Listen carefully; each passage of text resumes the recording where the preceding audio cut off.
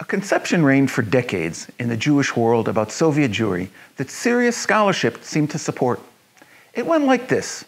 By the time the USSR disintegrated in the late 1980s, the bulk of Soviet Jews had lost their Jewish identity compared to other diaspora communities, and of course, compared to Jewish Israelis.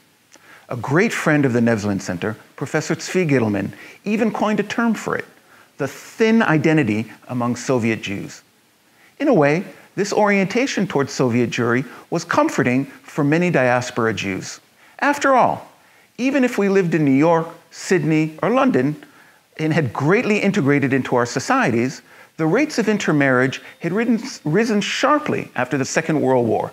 But at least we were still more Jewish than those secularized Soviet Jews. Among Israelis, there's been a belief that many, maybe most Olim from the former Soviet Union don't fully carry Zionist legacies. Yes, even I got used to thinking that I, a Zionist who grew up in the United States and emigrated to Israel as a young man, had little in common with Soviet Olim other than the fact that we all wound up in this small Middle Eastern country. Then something unexpected happened. This story begins in 2013 at an event hosted by the Nevzlin Center to launch a new book edited by our friend Yaakov Ro'i, The Jewish Movement in the Soviet Union. My role there was as chairperson of a discussion panel. Someone was on that panel that I had heard of before but never met, Dov Kantorer. Dov was there because he'd been active in the Jewish national movement in the Soviet Union before emigrating to Israel. Once in Israel, he became a staple in our Russian language press. During the panel, some curious similarities in our life stories bubbled up, even though we'd grown up on opposite sides of the Cold War, eyeing one another's countries with suspicion and perhaps maybe even some fascination. For one, we were both born in 1963. I came to Israel in 1982. He arrived 6 years later. We both grew up in identified Jewish families, Dov in Moscow to Soviet Jewish intellectual parents who had moved from Ukraine to the capital. I grew up in a small town to refugee parents from Europe. Dov came of age in a family that fit Tzvi Gittleman's definition of thin Jewish identity, but he was surrounded by other Jews. I'd grown up in a conventional American Jewish family, in a conservative synagogue that included many East European immigrants. So far, nothing that came up during our panel shook my understanding of the Jewish past. But as Dov spoke that evening in 2013, intriguing parallels emerged about how we became Zionists and wound up in Israel as young men. First came our shock when we heard about the start of the Yom Kippur War while standing outside our respective synagogues on October 6, 1973. Both of us were 10 years old that day, and on that day, he and I both resolved that we would make Aliyah. It also turned out that we had both read Leon Uris's Exodus as adolescents. But there was one important difference. It was on my family's bookshelf at home, while Dov read it as Samizdat.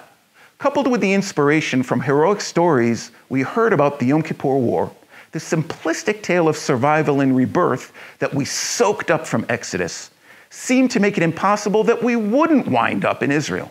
Exodus probably had an even greater impact on my young, impressionable mind, because I also saw the movie. After all, what healthy young Jew wouldn't want to be part of the same story with Paul Newman and Eva Marie Saint? What else did Dov and I learn from Exodus? Undoubtedly, we learned that the world is against us, and most Arabs are primitive and bloodthirsty, consumed by hatred for Jews in Palestine. Therefore, it made sense that only aggressive Israeli action could get things done. It also seems likely that neither Dov nor I took away from Exodus much regard for the unspoken part of that book, the suffering and dislocation of Palestinian civilians during the 1948 war.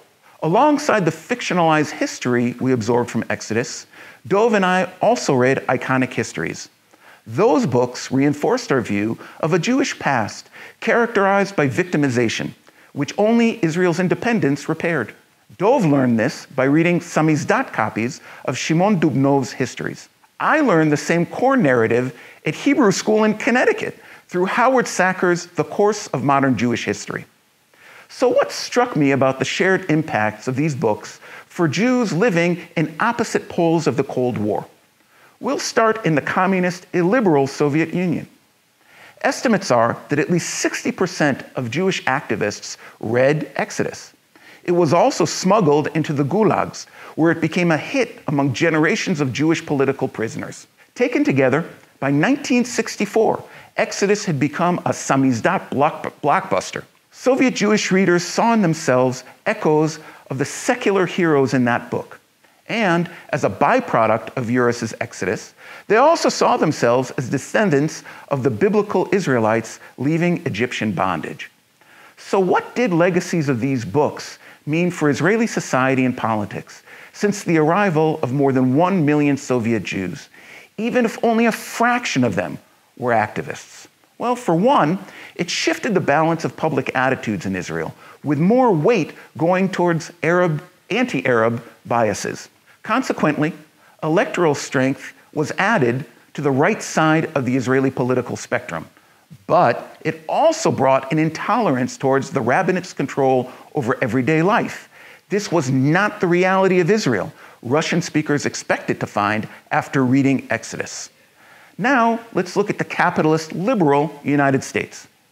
Many observers believe that the book and movie transformed the majority of American Jews from the late 1950s through the 1970s, most of whom until then had been ambivalent about Israel, into ardent Zionists. David Ben-Gurion remarked, "As a literary work, Exodus isn't much, but as a piece of propaganda, it's the greatest thing ever written about Israel." As late as 2001, Edward Said wrote, "The main narrative model that dominates American thinking still seems to be Leon Urus's Exodus."